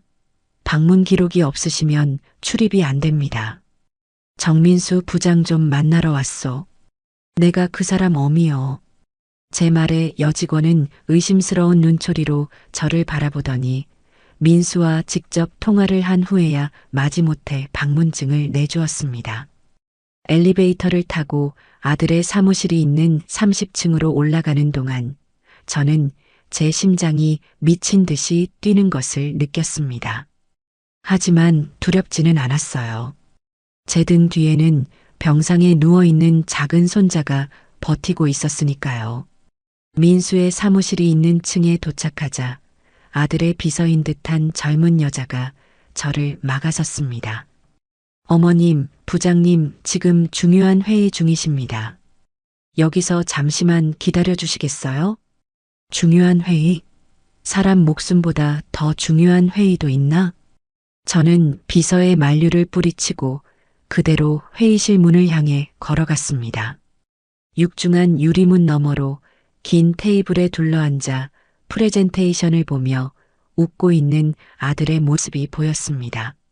저토록 평화롭고 안락한 세상에 사는 아들에게 지금부터 제가 얼마나 끔찍한 현실을 선물하게 될까요? 저는 망설이지 않고 회의실 문을 활짝 열었습니다. 순간 회의실 안의 모든 소음이 멎었습니다. 열댓 명의 사람들이 모두 하던 일을 멈추고 문 앞에 서 있는 저를 경악과 의아함이 뒤섞인 표정으로 쳐다보았죠. 아들 민수는 저를 보자마자 얼굴이 새하얗게 질렸습니다. 어머니? 어머니가 여긴 어쩐 일로? 아들의 당황한 목소리를 뒤로하고 저는 천천히 회의실 안으로 걸어 들어갔습니다. 그리고 긴 테이블의 가장 상석, 아들의 바로 맞은편에 섰습니다. 저는 그 어떤 분노나 슬픔도 내비치지 않았습니다. 그저 차갑고 또렷한 목소리로 회의실의 모든 사람이 들을 수 있도록 말했죠. 정민수 부장, 회의 중에 미안하네. 여기 계신 자네 동료분들께도 정말 미안하게 됐네. 하지만 사람 목숨보다 중요한 회의는 없다고 생각해서 이 늙은 어미가 염치불구하고 여기까지 찾아왔네. 저는 잠시 숨을 골랐습니다. 회의실 안에는 침 삼키는 소리조차 들리지 않을 정도의 정적이 흘렀습니다. 자네, 박소희라는 이름 기억하나? 10년 전 자네가 결혼하겠다며 이 어미한테 데려왔던 그 착한 아가씨 말일세. 자네는 그 아가씨를 버리고 지금의 아내와 결혼했지만 하늘은 자네의 악행을 잊지 않았더군. 저는 품속에서 하준이의 사진을 꺼내 아들의 눈앞에 있는 고급스러운 테이블 위로 미끄러뜨렸습니다. 자네에게는 아들이 하나 있네. 이름은 정하준. 올해 7살이야. 지금 서울대학병원 소아암 병동에 누워있네. 백혈병이라고 하더군. 골수 이식을 받지 못하면 오래 살기 힘들다고 해. 이 아이가 바로 자네 아들일세. 제 말이 끝나자마자 회의실 안에서는 나지막한 탄식이 터져 나왔습니다. 민수는 테이블 위에 놓인 사진을 보고는 마치 귀신이라도 본 사람처럼 온몸을 부들부들 떨었습니다. 말도 안 돼. 거짓말. 거짓말인지 아닌지 자네가 직접 가서 확인해 보게. 나는 더 이상 자네와 할 말이 없네. 다만 이것 하나만은 알아두게. 자네가 지금 이 자리에서 누리고 있는 모든 것들, 그 안락한 삶과 번듯한 명함이 자네가 버린 자식의 목숨값보다 더 소중한 것인지를 오늘 밤까지 스스로 증명해 보이게. 저는 그 말을 마지막으로 미련 없이 회의실을 돌아 나왔습니다. 제 등 뒤로 아들의 무너지는 숨소리와 동료들의 수군거리는 소리가 희미하게 들려오는 듯 했습니다. 저는 그렇게 아들이 평생을 바쳐 쌓아 올린 유리성에 가장 크고 단단한 돌멩이를 던지고 나온 참이었습니다. 회의실을 나온 저는 빌딩을 빠져나와 곧장 제 가게로 돌아왔습니다. 그리고는 문을 굳게 걸어 잠그고 텅 빈 가게에 홀로 앉아 민수에게서 연락이 오기만을 기다렸죠. 제 아들이 어떤 선택을 할지 저는 알 수 없었습니다. 그가 자신의 안위와 평판을 위해 끝까지 아들을 외면할 수도 있었고 어쩌면 일말의 양심이라도 남아있다면 병원으로 달려갈 수도 있었겠죠. 1시간, 2시간이 흘러 저녁이 다 되어서야 제 휴대전화가 요란하게 울리기 시작했습니다. 아들 민수였습니다. 저는 심호흡을 한번 하고 떨리는 손으로 통화 버튼을 눌렀습니다. 어머니, 도대체 저한테 왜 이러시는 거예요? 무슨 짓을 하신 거냐고요? 회사에서 제가 뭐가 됐겠어요? 사람들이 다 저를 뭐라고 생각하겠냐고요? 수화기 너머로 들려오는 아들의 첫마디는 아픈 아이에 대한 걱정이 아닌 자신의 망가진 평판에 대한 분노였습니다. 그 순간 제 마음속에 남아있던 아들에 대한 마지막 기대마저 산산조각이 났습니다. 저는 차가운 목소리로 대답했습니다. 내 평판이 중요하니, 죽어가는 내 아들 목숨이 중요하니? 나는 내게 선택지를 주었다. 오늘 밤이 가기 전에 내가 어떤 인간인지 스스로 증명하라고. 정녕 이대로 모든 것을 외면하겠다면 나도 더는 너를 내 아들이라고 생각하지 않으마. 저는 병원 주소와 하준이의 병실 호수를 문자로 보내주겠다며 일방적으로 전화를 끊었습니다. 그리고 잠시 후 이번에는 며느리 지은이에게서 전화가 걸려왔습니다.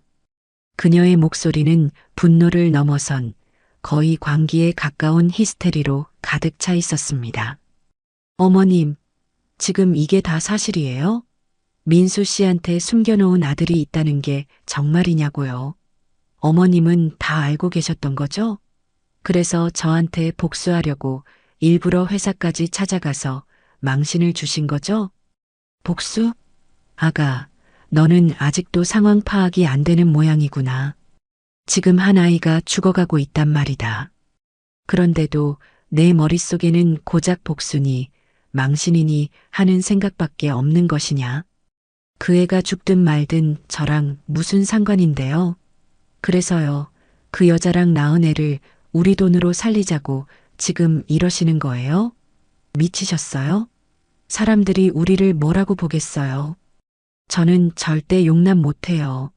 만약 민수 씨가 그 애를 만나러 가기라도 하면 저는 그날로 이혼 도장 찍고 위자료로 이 집까지 다 뺏어올 거예요. 아시겠어요? 지은이는 악을 쓰듯 소리를 지르고는 전화를 끊었습니다. 저는 허탈한 웃음을 터뜨렸습니다. 역시나 그들은 변하지 않았습니다. 제 예상보다 훨씬 더 이기적이고 잔인한 인간들이었죠. 그날 밤 저는 뜬 눈으로 밤을 새웠습니다. 민수가 결국 병원에 나타나지 않을 것이라고, 그렇게 제 마지막 희망도 끝나버릴 것이라고 생각했죠. 그런데 다음 날 아침 소희 씨에게서 전화가 걸려왔습니다. 그녀의 목소리는 몹시 떨리고 있었습니다. 어머님 어떡하죠? 어젯밤에 민수 씨가 병원에 다녀갔어요. 제 심장이 쿵 하고 내려앉았습니다. 저는 곧장 병원으로 달려갔습니다. 병실 앞에서 만난 소희 씨는 밤새 울었는지 눈이 퉁퉁 부어 있었죠. 그녀의 말에 따르면 민수는 밤늦게 홀로 병실을 찾아와 잠든 하준이의 얼굴만 한참을 들여다보다가 소혜 씨에게는 아무 말도 없이 돌아갔다고 했습니다. 그리고 오늘 아침 병원 측으로부터 민수가 골수 기증적합성 검사를 받고 갔다는 연락을 받았다는 것이었죠. 아들은 결국 아비로서의 마지막 도리를 저버리지는 않은 모양이었습니다. 하지만 그 선택은 그의 가정을 파멸로 이끄는 도화선이 되었습니다. 며칠 뒤 저는 고 여사로부터 아들 내외의 집에서 매일 밤 끔찍한 싸움이 벌어지고 있다는 소식을 전해 들었습니다. 그릇이 깨지는 소리, 서로를 저주하는 고성이 밤마다 아파트 복도를 울린다고 했습니다. 그리고 마침내 지은이는 민수에게 최후 통첩을 날렸습니다. 당장 그 검사를 취소하고 그 애를 포기하든지 아니면 이 집에서 내 짐을 싸서 나가든지 둘 중 하나를 선택해. 제 아들은 이제 자신의 인생을 건 가장 잔인한 선택의 기로에 서게 된 것이었습니다. 며칠 후 병원으로부터 연락이 왔습니다.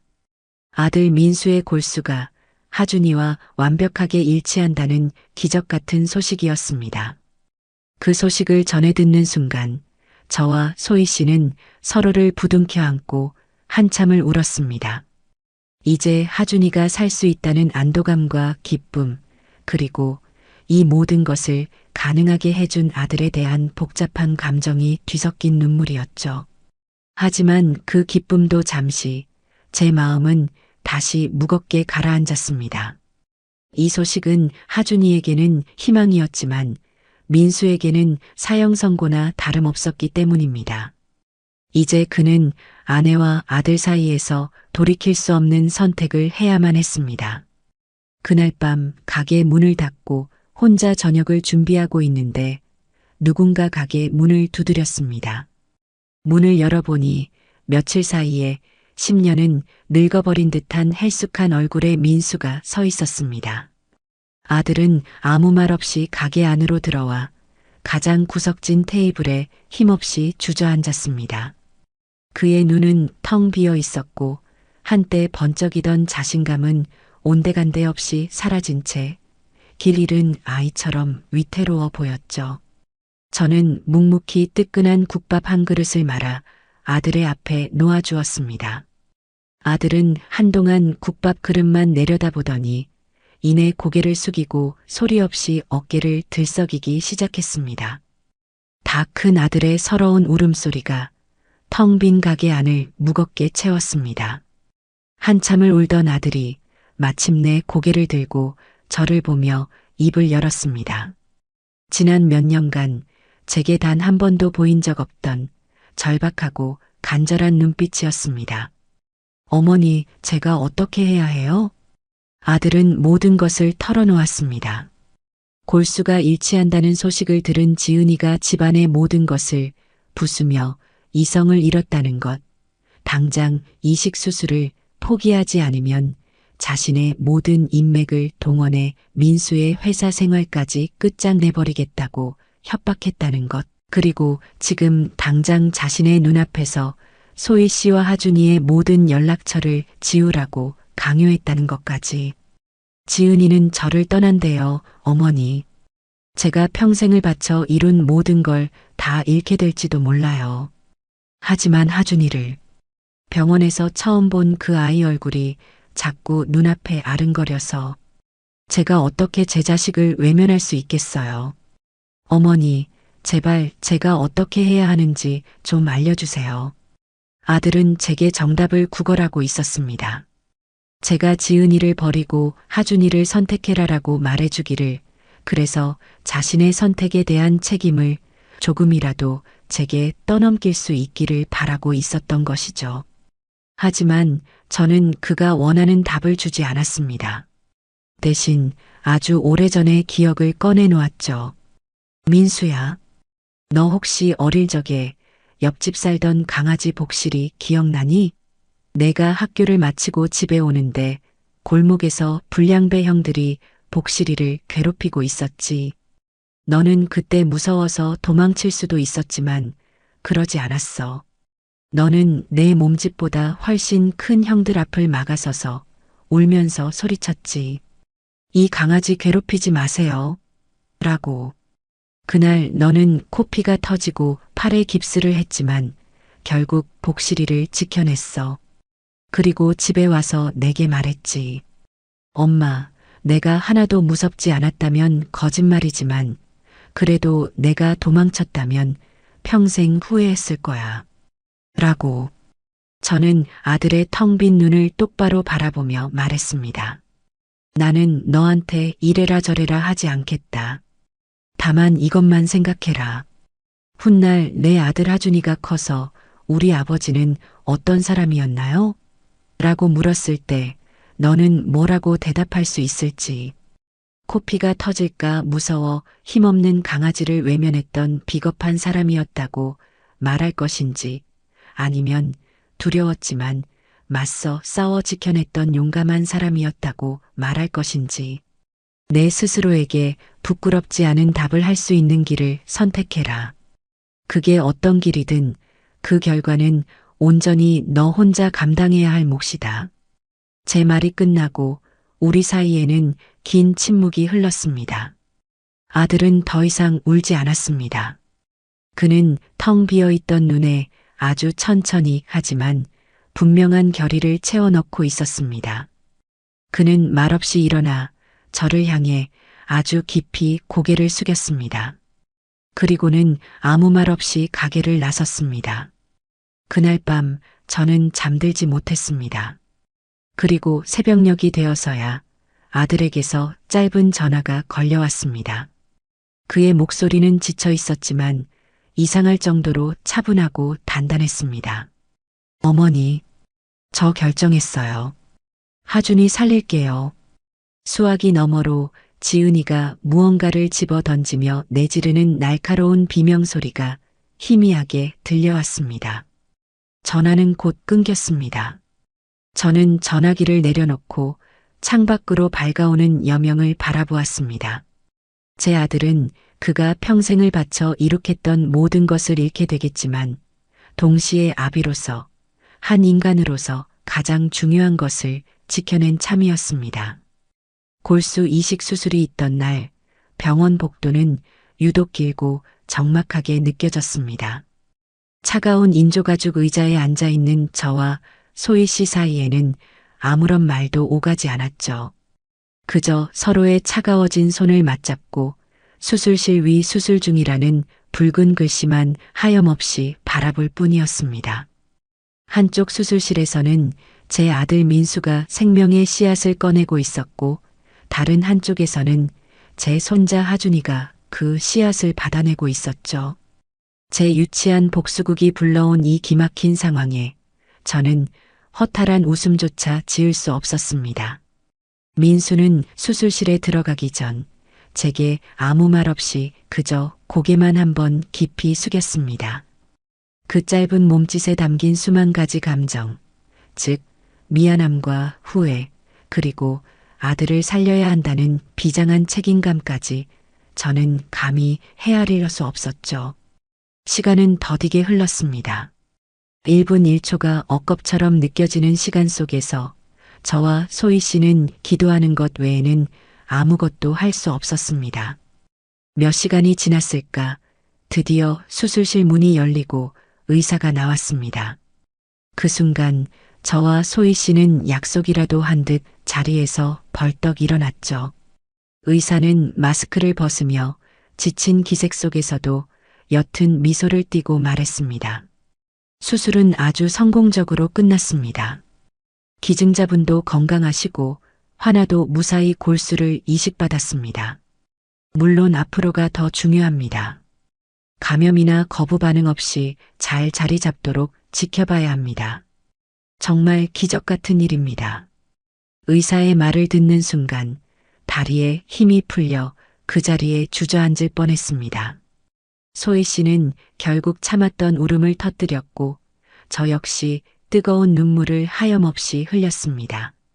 제 아들이 제 손자를 살려낸 것이었습니다. 하지만 의사의 말처럼 수술의 성공은 끝이 아닌 시작이었습니다.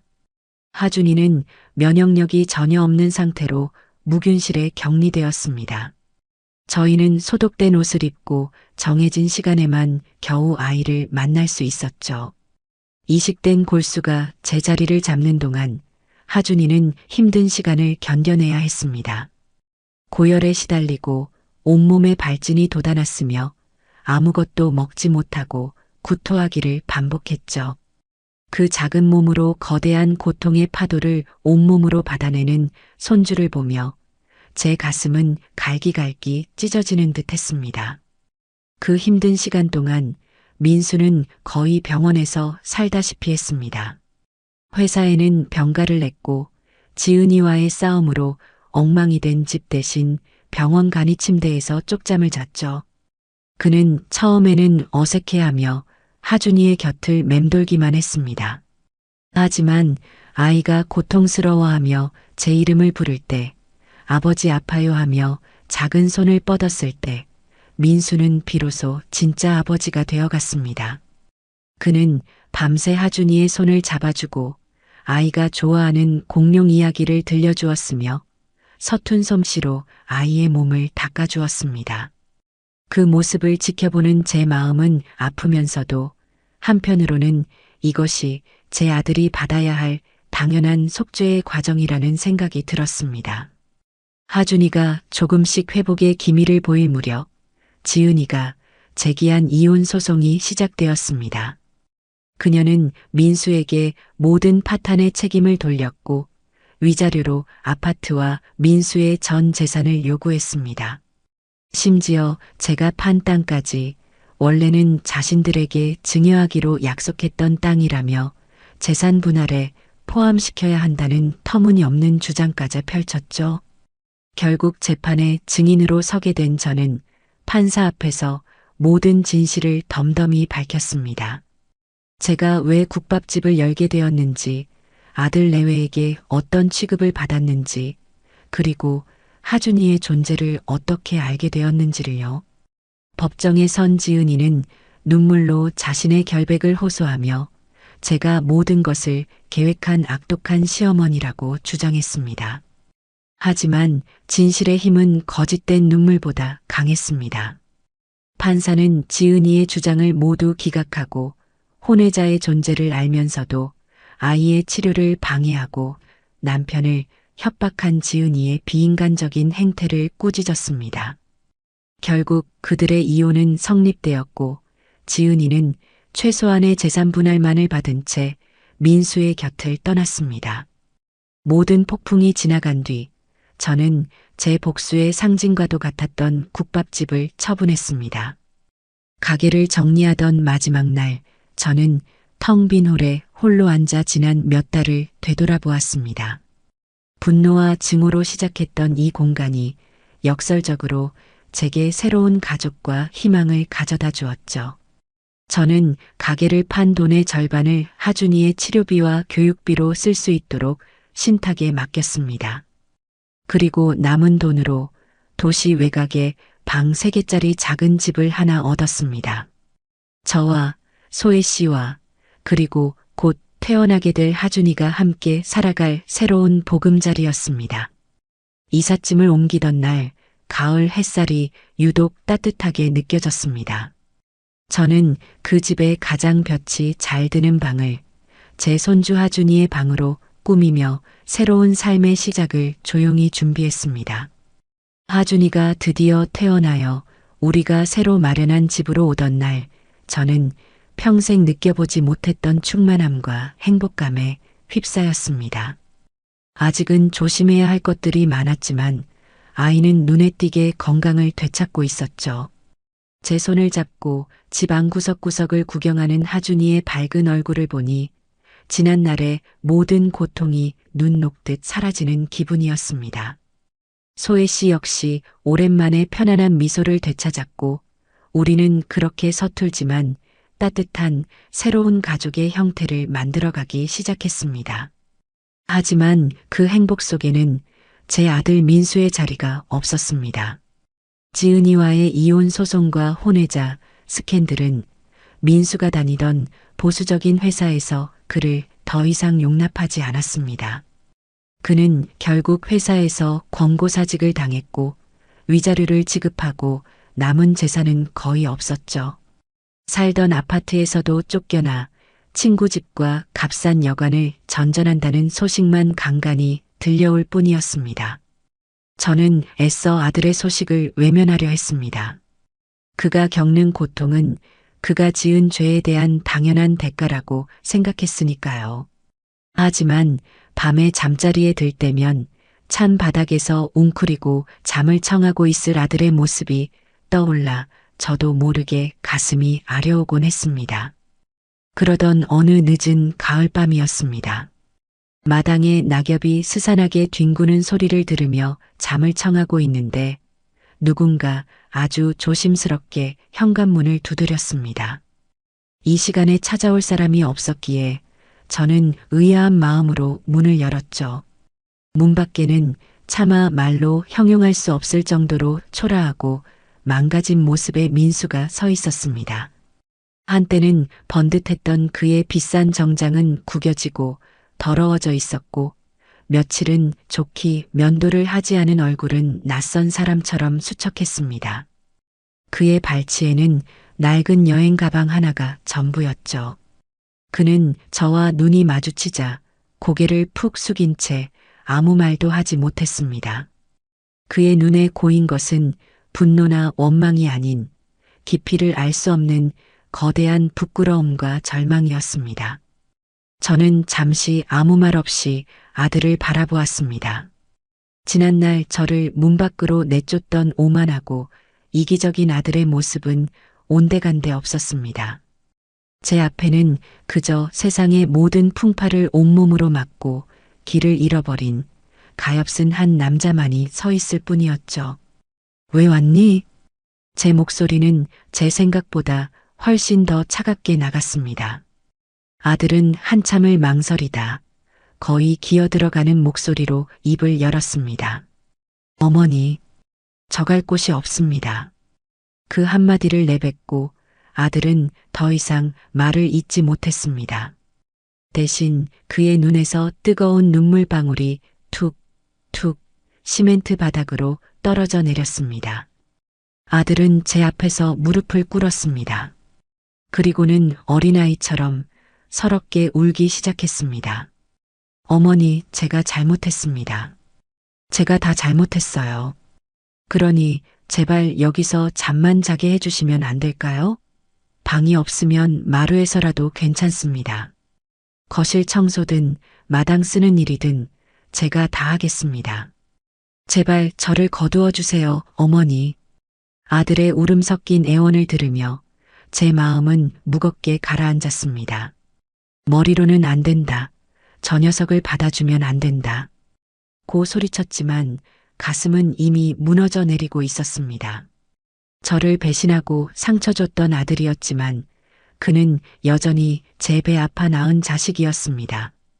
그때 제 등 뒤에서 하준이의 목소리가 들렸습니다. 할머니, 누구세요? 잠이 깬 하준이가 부스스한 얼굴로 저를 올려다보고 있었습니다. 무릎을 꿇고 울고 있던 민수는 그 목소리에 고개를 들었습니다. 그리고 처음으로 온전한 정신으로 자신의 아들과 마주했습니다. 하준이는 낯선 남자를 보며 제 등 뒤로 숨었죠. 그 순간 저는 결정을 내렸습니다. 이것은 아들을 용서하는 것이 아니었습니다. 제 손주에게 아버지를 되찾아주기 위한 어쩔 수 없는 선택이었습니다. 저는 굳은 표정으로 아들에게 말했습니다. 일어나거라. 남들 보기 창피하다. 그리고는 굳게 닫혀있던 현관문을 활짝 열고 옆으로 비켜섰습니다. 아들은 믿을 수 없다는 표정으로 저를 바라보다 이내 말없이 일어나 절뚝거리며 집 안으로 들어섰습니다. 그날 밤 저는 아들에게 가장 작고 차가운 골방을 내주었습니다. 그리고 그를 향한 제 마음의 문은 여전히 굳게 닫아둔 채였습니다. 그렇게 제 아들 민수와의 기묘하고 서먹한 동거가 시작되었습니다. 아들은 제 말대로 정말 집안의 모든 굳은 일을 그림자처럼 해냈습니다. 제가 잠에서 깨기 전인 이른 새벽에 일어나 마당에 낙엽을 쓸고 밤사이 내놓은 재활용 쓰레기들을 분리수거했으며 제가 힘들게 옮기지 못하는 무거운 장독대나 화분들을 말없이 제자리로 옮겨놓곤 했죠. 하지만 저와 아들 사이에는 여전히 보이지 않는 두꺼운 유리벽이 존재했습니다. 우리는 한 지붕 아래 살았지만 서로의 삶에 깊이 관여하지 않았습니다. 아침 식사 시간에는 모두가 식탁에 둘러앉았지만 약속이라도 한 듯 누구도 먼저 말을 꺼내지 않았죠. 그저 숟가락과 그릇이 부딪히는 소리만이 어색한 공기를 채울 뿐이었습니다. 민수는 늘 고개를 숙인 채 가장 먼저 식사를 마쳤고 곧장 설거지를 한 뒤 조용히 자기 방으로 사라지곤 했습니다. 그러던 어느 날 저는 아들이 창고에 넣어둔 낡은 여행 가방을 정리하다 그 안에서 아주 익숙한 물건 하나를 발견했습니다. 바로 모든 사건의 발단이 되었던 제 낡은 독일제 반찬통이었습니다. 수많은 반찬통 중 유일하게 살아남았던 하지만 그마저도 뚜껑에 금이 가 있던 바로 그 통이었죠. 그런데 놀랍게도 반찬통은 아주 깨끗하게 씻겨 있었습니다. 마치 새 것처럼 윤이 날 정도로요. 저는 그 반찬통을 들고 마당에서 잡초를 뽑고 있던 아들에게 다가가 물었습니다. 제 목소리는 저도 모르게 조금 떨리고 있었죠. 이게 왜 여기 있느냐? 아들은 제 손에 들린 반찬통을 보더니 하던 일을 멈추고 잠시 침묵했습니다. 그리고는 제 눈을 피한 채 아주 작은 목소리로 대답했죠. 집을 나오기 전에 제가 직접 씻었습니다. 어머니께서 아끼시던 것 같아서요. 그것은 사과가 아니었습니다. 하지만 그 어떤 사과의 말보다도 더 무겁게 제 마음에 와닿았습니다. 저는 그 반찬통을 들고 부엌으로 돌아왔습니다. 그리고는 한참 동안 금이 간 뚜껑을 어루만졌습니다. 이 반찬통을 혼수품으로 해왔던 젊은 시절의 제 모습, 남편과 함께 이 통에 음식을 담아 나들이 가던 행복했던 기억, 그리고 쓰레기 더미 속에서 처참한 모습으로 발견했던 그날의 절망감까지 수십 년의 세월이 이 작은 통 안에 모두 담겨 있는 듯 했습니다. 저는 더 이상 아무 말도 하지 않고 그 반찬통을 부엌 찬장에 가장 잘 보이는 곳에 올려두었습니다. 그날 이후 우리 사이를 가로막고 있던 얼음벽에 아주 작고 희미한 금이 가기 시작했습니다. 시간이 흐르며 우리 집에는 새로운 일상이 아주 천천히 조심스럽게 자리 잡았습니다. 민수는 동네 인력시장을 통해 막노동을 시작했습니다. 한때는 번듯한 양복을 입고 고급 승용차를 몰던 아들이었지만 이제는 매일 흙먼지를 뒤집어 쓰고 안전모를 쓴 채 파김치가 되어 돌아왔죠. 그의 손은 온통 굳은 살과 상처투성이었지만 단 한 번도 힘들다는 내색을 하지 않았습니다. 그는 그렇게 번 얼마 안 되는 돈으로 집에 돌아오는 길에 하준이가 좋아하는 붕어빵을 사오거나 소희가 쓸 핸드크림을 사오곤 했습니다. 처음에는 민수를 어색해하고 피하기만 하던 하준이도 매일 자신을 위해 노력하는 아빠의 모습에 서서히 마음을 열기 시작했습니다. 어느 날 저녁 민수는 끙끙거리며 낡은 자전거를 고치고 있었습니다. 하준이가 그 옆에 쪼그려 앉아 물었죠. 아빠 뭐해요? 응, 하준이 자전거가 고장나서 아빠가 튼튼하게 고쳐주려고. 아빠는 자전거도 고칠 줄 알아요? 우리 아빠는 맥가이버다. 하준이가 민수의 등에 매달리며 외쳤을 때 저는 부엌 창문으로 그 모습을 지켜보며 조용히 눈물을 훔쳤습니다. 아들은 그저 묵묵히 땀을 흘리는 것으로 자신의 죄를 씻어내고 아비의 자리를 되찾아가고 있었습니다. 소희 역시 그런 민수를 더 이상 원망의 대상이 아닌 연민과 동지의 눈으로 바라보기 시작했죠. 그녀는 매일 밤 민수가 돌아오면 따뜻한 물수건을 가져와 그의 상처투성이 손을 닦아주었습니다. 그들의 사이에는 사랑이라고 부를 만한 감정은 없었지만 하준이라는 아이를 함께 키우는 동지로서의 깊은 유대감이 생겨나고 있었습니다. 우리의 위태롭고 기이한 동거는 그렇게 아주 느리고 조심스럽게 가족이라는 이름을 향해 나아가고 있었던 겁니다. 그러던 어느 저녁 저희 집 초인종이 울렸습니다. 문을 열어보니 그곳에는 제 전 며느리였던 지은이가 서 있었습니다. 한때는 화려하게 빛나던 그녀의 모습은 온데간데 없고 값비싼 옷차림도 그녀의 지치고 불안한 기색을 감추지는 못했습니다. 그녀는 이혼 후 사업을 하던 친정이 부도가 나면서 하루아침에 모든 것을 잃었다고 했습니다. 그녀는 거실에 앉아있던 민수를 보자마자 그 앞에 무릎을 꿇고 울며 매달렸습니다. 여보 아니 민수 씨, 나 정말 잘못했어요. 내가 어리석었어요. 당신 없이 살아보니까 내가 얼마나 당신을 사랑했는지 알겠더라고. 우리 다시 시작하면 안 될까요? 내가 당신한테 정말 잘할게요. 우리 좋았던 시간도 많았잖아요.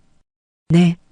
저는 그 모습을 방 안에서 조용히 지켜보았습니다. 만약 예전의 민수였다면 눈물을 흘리는 지은이의 모습에 마음이 흔들렸을지도 모릅니다. 하지만 지금의 아들은 달랐습니다. 그는 무릎 꿇은 지은이를 차가운 눈으로 내려다보더니 아주 단호하고 차분한 목소리로 말했습니다. 일어나, 지은아. 그리고 돌아가. 민수 씨, 제발. 나 이제 갈 곳도 없단 말이야. 당신이 나 좀 받아주면 안 돼? 우리 여기까지 하자. 너 원망 안 해. 나도 너한테 좋은 남편은 아니었으니까. 하지만 내 남은 인생은 내 아들 하준이 옆에서 아버지로 살아야겠어. 그게 내가 평생 갚아야 할 빚이고 유일한 행복이니까. 그러니 너도 이제 나 같은 놈은 잊고 너의 새로운 인생을 살아. 잘 지내라. 민수는 지은이의 팔을 잡아 부드럽게 일으켜 세웠습니다. 그리고는 그녀를 집 밖으로 내보낸 뒤 조용히 현관문을 닫았습니다. 문 하나를 사이에 두고 한때 부부였던 두 사람의 인생이 완전히 다른 방향으로 갈라지는 순간이었습니다. 민수는 한참 동안 문에 기댄 채 서 있었습니다. 저는 그의 뒷모습을 보며 아들이 비로소 과거의 굴레를 끊고 진짜 어른이 되었음을 느낄 수 있었습니다. 시간이 흘러 하준이의 8번째 생일이 돌아왔습니다. 우리는 그날 거창한 파티 대신 소박하지만 따뜻한 생일상을 차렸습니다. 저는 하준이가 좋아하는 잡채와 불고기를 만들었고 소희는 며칠 전부터 인터넷을 뒤져가며 배운 솜씨로 직접 생크림 케이크를 구웠죠. 민수는 지난 한 달간 막노동을 하고 받은 돈을 몽땅 털어 마당 한편에 하준이를 위한 작은 나무 그네를 만들어 주었습니다. 우리의 작은 집 마당에는 하준이의 즐거운 웃음소리와 행복한 노랫소리가 가득 울려 퍼졌습니다. 저는 각 구운 케이크의 촛불을 힘껏 불어 끄는 손주의 얼굴을 보며 눈시울이 뜨거워지는 것을 느꼈습니다. 아이의 붉어진 두 뺨은 그 아이가 이제 완전히 건강을 되찾았다는 가장 확실한 증거였으니까요.